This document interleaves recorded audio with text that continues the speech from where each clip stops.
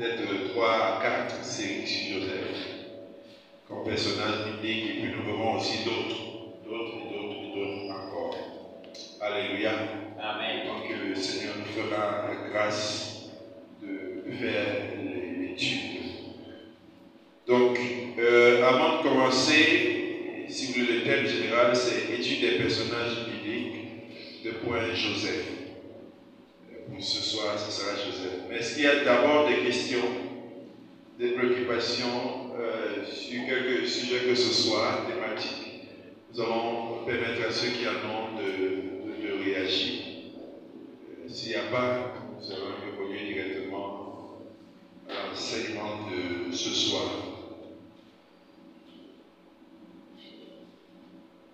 Ok, il n'y en a pas. Je vous invite donc dans Genèse 37. Nous lirons du premier verset au verset 17. Et ensuite nous ferons les commentaires jusqu'à le temps imparti à notre soirée. Et nous poursuivrons le reste par après pour les prochaines fois. Genèse chapitre 37, nous lisons le verset 1 à 7. Il est écrit: Jacob demeura dans le pays de Canaan où avait séjourné son père. Voici la postérité de Jacob. Joseph, âgé de 17 ans, faisait paître le troupeau avec ses frères. Cet enfant était auprès des fils de Bilha et des filles de Zilpa, femme de son père. Nous l'avons vu suffisamment pour ce qui est de la famille de Jacob. Et Joseph rapportait à leur père leurs mauvais propos. Israël aimait Joseph plus que tous ses autres fils, parce qu'il l'avait eu dans sa vieillesse. Il lui fit une tunique de plusieurs couleurs. Ses frères virent que leur père l'aimait plus que tous, et il le prit en haine. Il ne pouvait lui parler avec amitié. Joseph eut un songe, il le raconta à ses frères, qui le haït encore davantage. Il leur dit: Écoutez donc ce songe que j'ai eu. Nous étions alliés des gerbes au milieu des champs. Et voici ma gerbe se leva et s'éteint debout. Et vos gerbes l'entourèrent et se prosternèrent devant elle. Ses frères lui disent: Est-ce que tu régneras sur nous? Est-ce que tu nous gouverneras?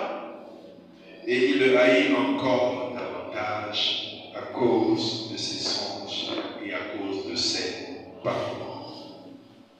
Il eut encore un autre songe et le raconta à ses frères.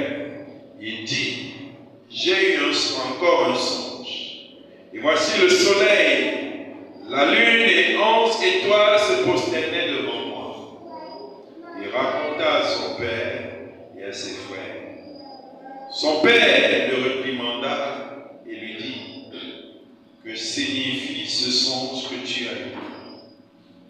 Faut-il que nous venions, moi, ta mère et tes frères, nous prosterner en terre devant toi? Ses frères eurent de l'envie contre lui, mais son père garda le souvenir de ces choses. Les frères de Joseph étant allés à Sichem pour faire paître le troupeau de leur père, Israël dit à Joseph: Tes frères ne font-ils pas paître le troupeau à Sichem? Viens, je veux t'envoyer vers eux. Il répondit: Me voici. Israël lui dit: Va, je te prie, et voici tes frères sont en bonne santé. Ici le troupeau est en bon état. Tu m'en rapporteras les nouvelles. Il l'envoyait ainsi de la vallée d'Hébron, et Joseph alla à Sichem. Un homme le rencontra en route, s'il vous plaît, comme il errait dans les champs. Il le questionna en disant: Que cherches-tu? Joseph répondit: Je cherche mes frères. Dis-moi, je te prie, où ils font paître leur troupeau.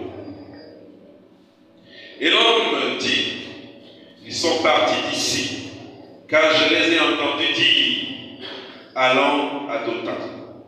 Joseph alla auprès de ses frères et il les trouva à Dothan. Alléluia.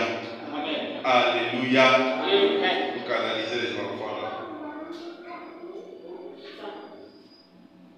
La famille de Jacob, nous l'avons suffisamment décrit dans le précédent enseignement où on parlait de Jacob en tant que personnage.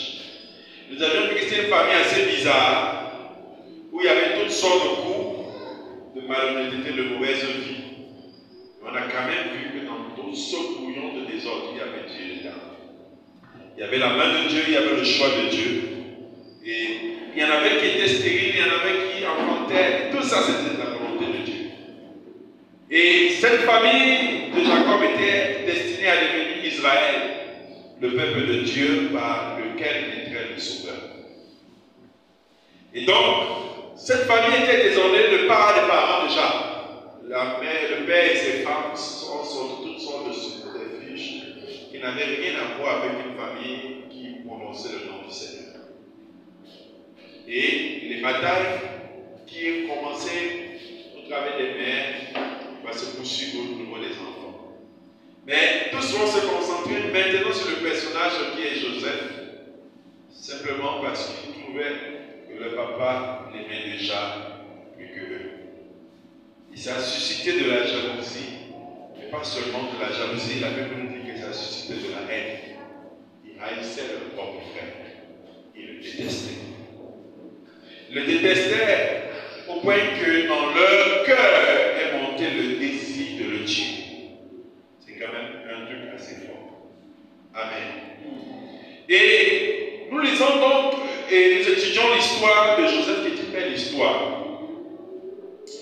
C'est l'un des personnages bibliques qui a beaucoup de traits avec l'image de Christ. Amen. C'est l'un des personnages qui a vraiment beaucoup de correspondance à ceux de Christ. Et comme le dit souvent le pasteur après Jésus-Christ, l'image de Jésus se voit bien dans l'Ancien Testament. Donc Jésus n'est pas une création du Nouveau Testament. Amen. C'est juste une entrée en scène. Mais il est annoncé, il est visible. Et Dieu a préfiguré son arrivée, sa manifestation. Amen. Donc Joseph est un type de Christ. Et il présente vraiment Christ de manière presque complète. Ici, on va voir que Joseph est l'objet de l'amour particulier de son père. Amen. Au point d'être victime de la haine, de la jalousie de ses frères. Tout comme Jésus. Amen. Tout comme Jésus. Nous allons faire quelques comparaisons. Lisons Jean 3 au verset 19. Jean 3 au verset 19. Celui qui vous trouve à votre peu lire. Jean 3. Jean 3, verset 19 ici. Et ce jugement, c'est que la lumière étant venue dans le monde, les hommes ont préféré les ténèbres à la lumière parce que leurs œuvres étaient mauvaises. Amen. La Bible dit que ce jugement, c'est que la lumière est venue dans le monde, mais les hommes ont préféré les ténèbres à la lumière. Alléluia. Amen. Et on continue la comparaison dans Matthieu chapitre 21, verset 38. Matthieu 21, verset 38.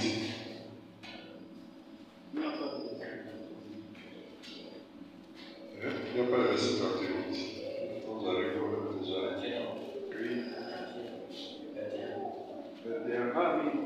Matthieu 21, verset 38 ici. Mais quand les vignerons virent le Fils, ils dirent entre eux, voici l'héritier, venez, tuons-le et emparons-nous de son héritage. Amen.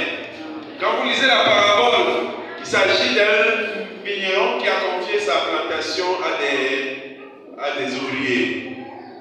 Et ils vivaient leur vie sans tenir compte de ce monsieur. Et on leur a envoyé des émissaires pour leur dire: votre façon de faire là n'est pas normale parce que vous maltraitez les serviteurs et autres. Et chaque personne qu'ils envoyaient, ils maltraitaient. On s'est dit: si on envoie le fils, finalement, peut-être que ça va baisser leurs ardeurs. Et malheureusement, quand on a envoyé le fils, ils ont dit: hé, voilà même l'héritier. C'est lui qu'on cherchait depuis. Arrêtons-le, tuons-le et emparons-nous de son héritage. Amen. Quand Jésus prononçait ces paraboles, en fait, il parlait de lui. Il parlait de lui, Jésus, parce que Dieu a envoyé les prophètes. Et les prophètes ont été maltraités par Israël. Et on se disait que dans les noms, si on envoie le Fils, ils vont croire au Fils. Mais c'est ce Fils qu'ils ont même crucifié. Amen. Donc, la parabole que Jésus-Christ prenait insistait pour parler de lui. Et de même Joseph, lorsque ses frères vont le voir, ils vont dire: voilà ce rêveur qui arrive. Et ils vont l'attraper, cherchant à le tuer. Ce qu'ils vont faire par après, c'est qu'ils vont prendre sa tunique, comme Jésus-Christ, sa tunique a été partagée, et tremper du sang, pour montrer à leur papa que voici la preuve, c'est qu'il a été tué par un animal. Alléluia. Amen. Donc, ils rendent témoignage de leur méchanceté. Joseph rapportait à leur papa ce que faisaient ses frères. Amen. C'est ce que nous dit le verset 2.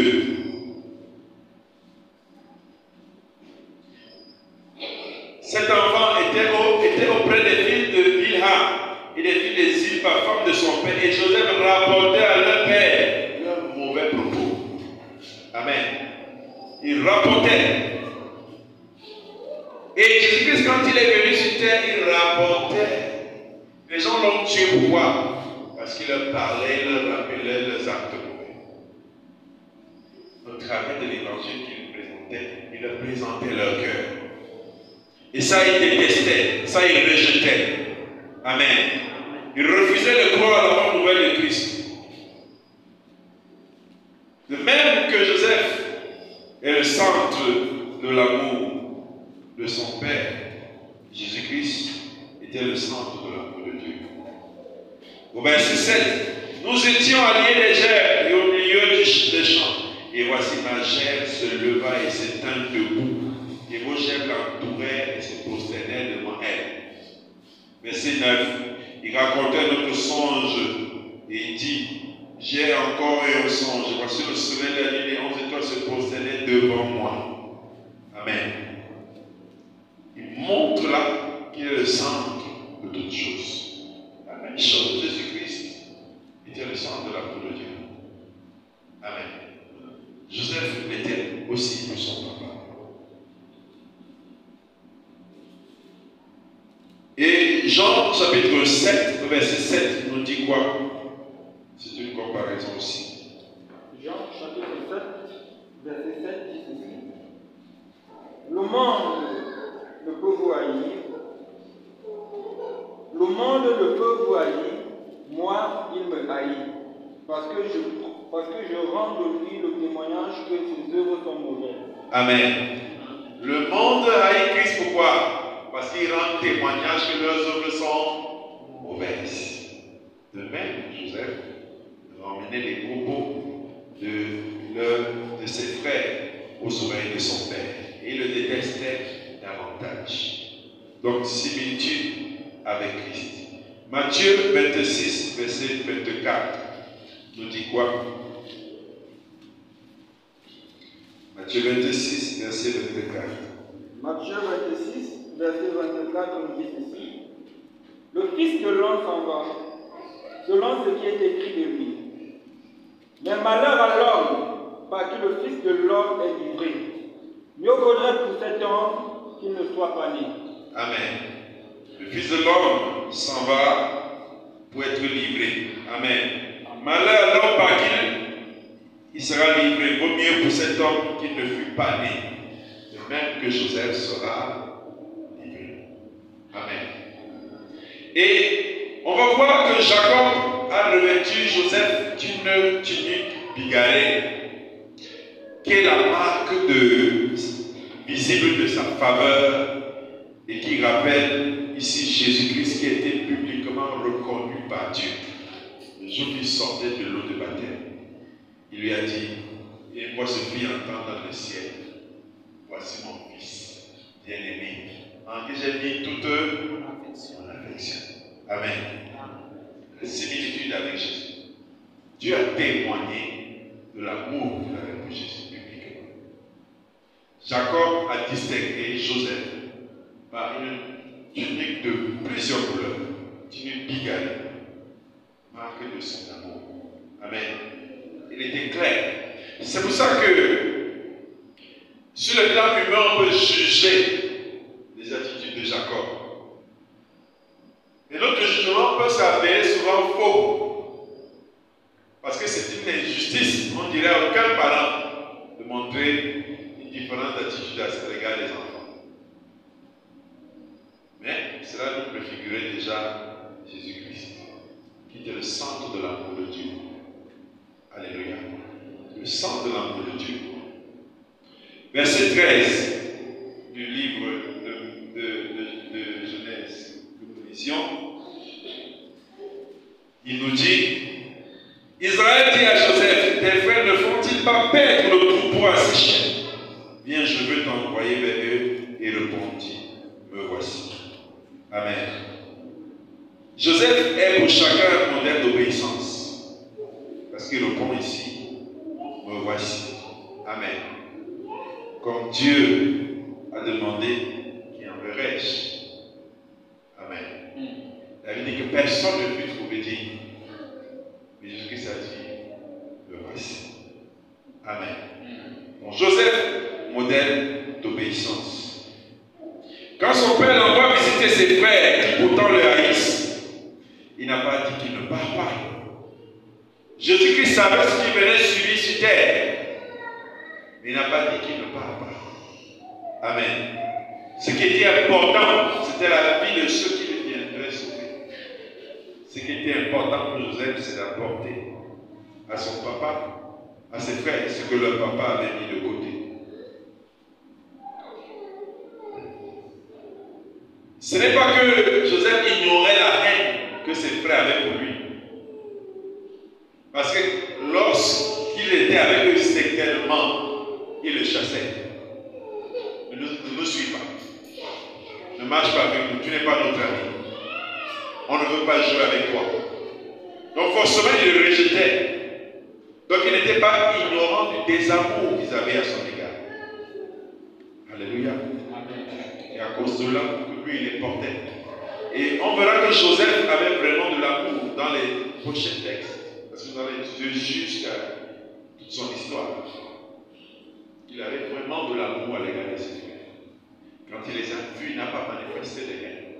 À l'exemple de Jésus, qui pouvait être père, pardonneur, ce qu'il faut, ne savent pas ce qu'il faut. Amen. Donc Jésus est le modèle parfait de l'obéissance et de l'amour. Donc il a présenté une parfaite obéissance quand le Père a voulu l'envoyer. Il dit, voici je viens. Amen. Dans Somme 40, versets 7 à 8. On peut lire aussi. Ne pas pressé. Somme 40, versets 7 et 8. Celui qui trouve un peu lire pour nous. Somme 40, versets 7 à 8, ceci. Je ne désire ni sacrifice ni offrande. Tu m'as ouvert les oreilles. Tu ne demandes ni l'holocauste ni victime expiatoire. Alors je dis, voici je viens avec le rouleau du livre écrit pour moi. Amen. Voici je viens avec le rouleau du livre. Je viens avec le rouleau du livre écrit pour moi. Amen. Qui enverrai Jésus a dit je pars. Amen. Pardon. Le fait qu'il soit éloigné de la maison, notre maison c'est où? Auprès de Dieu, non? Frère, comme les ambassadeurs, comme les ouvriers, ont besoin et il a envoyé le Fils. De même que les hommes avaient besoin du salut, Dieu leur a envoyé Jésus. Amen. Nous poursuivons la lecture dans Genèse, versets 18 à 36 maintenant. Ils le virent de loin, et avant qu'ils fussent près d'eux, ils complotèrent de le faire mourir. Ils se dirent l'un à l'autre, voici le faiseur de songes qui arrive. Venez maintenant, tuons-le et jetons-le dans une citerne. Nous dirons qu'une bête féroce l'a dévoré, et nous verrons ce que deviendront ces rêves. Ces songes, c'est le terme ici. Ruben entendit cela, et il le délivra de leur main. Il dit, ne lui ôtons pas la vie.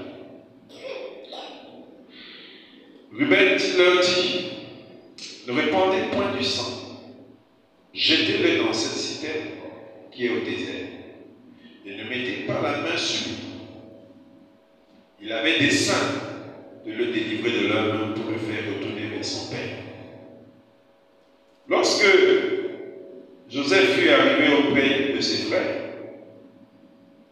ils le dépouillèrent de sa tunique, de la tunique de plusieurs couleurs qu'il avait sur lui. Ils le prirent et le jetèrent dans la citerne. Cette citerne était vide, il n'y avait point d'eau. Ils s'assirent ensuite pour manger. Ayant levé les yeux, ils virent une caravane d'Ismaélites venant de Galade. Leurs chameaux étaient chargés d'aromates, de baume, de myrrhe qu'ils transportaient en Égypte. Alors Judas dit à ses frères, que gagnerons-nous à tuer notre frère et à cacher son sang? Venez, vendons-le aux Ismaélites et ne mettons pas la main sur lui, car il est notre frère, notre chair. Et ses frères l'écoutèrent. Au passage des marchands madianites, ils tirèrent et firent remonter Joseph hors de la citerne. Et il le vendit pour 20 cycles d'argent aux Ismaélites qui l'amenèrent en Égypte. Ruben revint à la citerne, et voici Joseph n'était plus dans la citerne. Il déchira ses vêtements. Retourna vers ses frères et dit, l'enfant n'y est plus. Et moi, où irai-je? Il prit alors la tunique de Joseph, ayant tué un bouc, il plongeait la tunique dans le sang. Ils renvoyèrent à leur père la tunique de plusieurs couleurs, en lui faisant dire, voici ce que nous avons trouvé. Reconnais si c'est la tunique de ton fils ou non. Jacob l'a reconnu et dit, c'est la tunique de mon fils. Une bête féroce l'a dévoré. Joseph a été mis en pièces. Il déchira ses vêtements. Il mit un sac sur ses reins. Il porta longtemps le deuil de son fils. Tous ses fils et toutes ses filles vinrent pour le consoler, mais il ne voulut recevoir aucune consolation.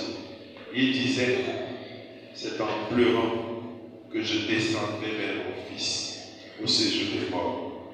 Et il pleurait son fils. Les Madianites le vendirent en Égypte à Potiphar, officier de Pharaon, chef des gardes. Alléluia. Alors, le long du chemin suivi par Joseph à la recherche de ses frères, celui-ci parcourt. C'est celui du parcours, s'il vous plaît, du Fils de Dieu pour chercher et sauver ceux qui étaient perdus. Amen. Comme la Bible nous dit, le Fils de l'homme est venu chercher et sauver ceux qui étaient perdus. C'est le chemin de son anéantissement. Étant Dieu, il s'est fait homme. C'est aussi le chemin de son abaissement. Parce qu'ensuite, il s'est abaissé jusqu'à la mort et jusqu'à la mort de la croix. Amen. Amen. C'est un parcours d'humiliation que va connaître Joseph. Mais Jésus aussi a connu. Et la première humiliation de Jésus, c'est que Jésus-Christ a accepté d'être homme. Amen. Sa première humiliation, c'est qu'il a accepté d'être homme. C'est comme si on te demandait de devenir un animal. Et que toi, l'animal là, c'était le ver de terre, par exemple. Qui est prêt à devenir ver de terre? Personne ici. Ils n'ont pas beaucoup faim, mais vous pouvez devenir ver de terre. Donc c'était réduire ses capacités, me faire rentrer dans une chair limitée. C'était une première humiliation pour lui. Ça n'avait rien d'exaltant. Philippiens 2, versets 7 à 8 nous dit: mais il s'est dépouillé lui-même en prenant une forme de serviteur, en devenant semblable aux hommes, ayant paru comme un simple homme, il s'est humilié lui-même, se rendant obéissant jusqu'à la mort et même jusqu'à la mort de la croix. Amen. Donc la première humiliation qu'il a faite, c'est de devenir homme. Deuxième humiliation, si vous voulez, c'est qu'il est accepté de mourir. Troisième humiliation, c'est qu'il a accepté de mourir sur la croix, qui était le signe des hommes maudits. Et comme la Bible dit, maudit soit celui qui est pendu au corps. Donc il a accepté une grande humiliation. Amen. Puis c'est le crime dont tous les détails nous parlent de la croix. Dans Psaume 109, verset 5, si on peut lire, on va lire quelques textes avant de s'arrêter ce soir. Psaume 119, celui qui trouve avant moi lui aussi. Psaume 109, verset 5. Psaume 109, verset 7, dit ceci. 5. Verset 5. Ils me rendent le mal pour le bien et de la haine pour mon amour. Amen. On prépare Jérémie 11, 9. Ils me rendent le mal pour un bien et la haine pour mon amour. Amen. Amen. C'est Jésus qui était décrit dans ce texte, déjà annoncé par David. Ils me rendent un mal pour un bien et de la haine pour mon amour. Joseph a été ainsi perçu par ses frères. Jérémie 11, 9. Et puis Jean 11, 53. Jérémie 11, 9. Oui. Ceci. L'Éternel me dit: il y a une conjuration entre les hommes de Juda et les habitants de Jérusalem. Jérémie 11, 9. Bien ça. Jean 11, 59. On va passer. Là-bas, je vérifie le texte de Jérémie là. Verset 19. J'étais comme un agneau familier qu'on mène à la boucherie. Exactement. J'ignorais les mauvais desseins qui méditaient contre moi. Exactement. Détruisant-la avec son fruit, retranchant-le de la terre des vivants, et qu'on ne se souvient plus de son nom. Amen. Oui, c'est bien de Jésus dont il est question dans ce texte. Il dit: j'étais comme un agneau familier qu'on mène à la boucherie. Le jour de sa condamnation, il était comme cet agneau vulgaire, habituel, qu'on connaît, rien de spécial, qu'on est en train d'amener à la boucherie. C'est comme ça qu'il se présentait. Et j'ignorais les mauvais desseins qu'il méditait contre moi. Détruisons l'arbre avec son fruit, retranchons-le de la terre des vivants et qu'on ne se souvient plus de son nom. Amen. Et similitude avec Joseph.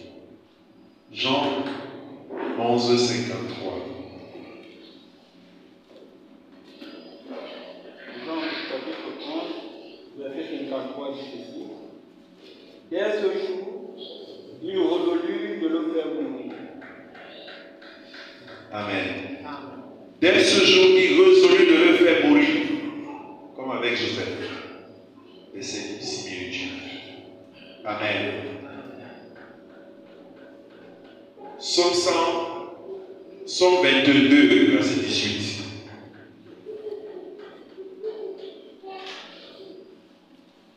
Psaume 22, verset 18. Psaume chapitre 22, verset 18 dit ceci. Je pourrais compter tous mes os, eux, ils observent, ils me regardent. Est-ce que c'est le bon texte?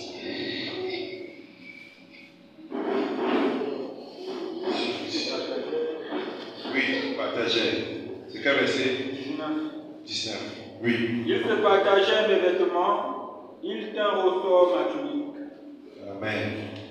Ils se partageaient mes vêtements et ils tirent au sort. Ils se partagent mes vêtements et ils tirent au sort ma tunique. Amen. Joseph également, sa tunique, il en avait.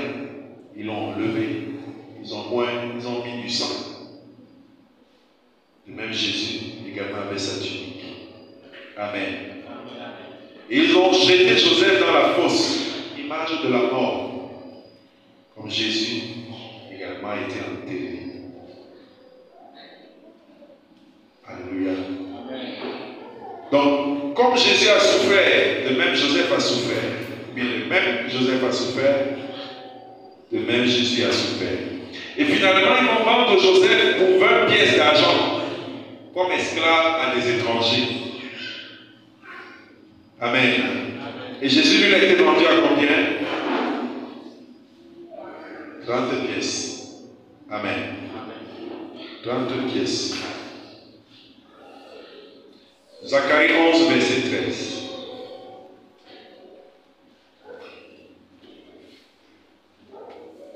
Zacharie 11, verset 13.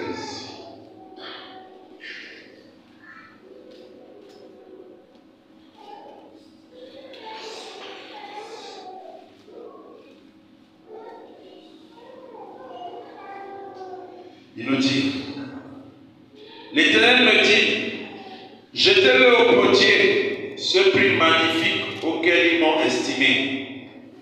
Et je pris les 30 pièces d'argent et je l'ai jeté dans la maison de l'Éternel pour le potier. Amen. Zacharie, c'est bien avant Jésus. Il annonce déjà que Jésus-Christ sera vendu à 30 pièces d'argent. Et comme Pierre, ils ont jeté l'argent au potier. De même ici, Joseph a été vendu pour 20 pièces d'argent. Similitude avec Jésus. Alléluia.